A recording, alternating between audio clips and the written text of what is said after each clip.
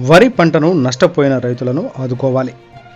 నేటికి నీటిలోనే వేలాది ఎకరాలు. పంట రుణాలను రద్దు చేయాలి.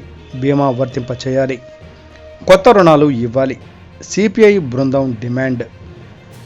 ఇటీవల కురిసిన భారీ వర్షాలకు వరి పంట నష్టపోయిన వరి మాగాణి రైతులను యుద్ధ ప్రాతిపదికన ఆదుకోవాలని సిపిఐ బృందం రాష్ట్ర ప్రభుత్వానికి విజ్ఞప్తి చేసింది.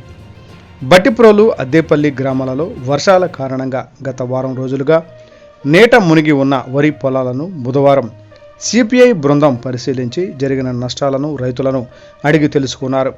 ఈ కార్యక్రమంలో వేమూరు నియోజకవర్గ సిపిఐ కార్యదర్శి బండారు శ్రీనివాసరావు, రైతులు బ్రహ్మయ్య, శ్రీనివాసరావు తదితరులు పాల్గొన్నారు. విజయవాడ ప్రజానీకానికి, చుట్టుపక్కల ప్రజానీకానికి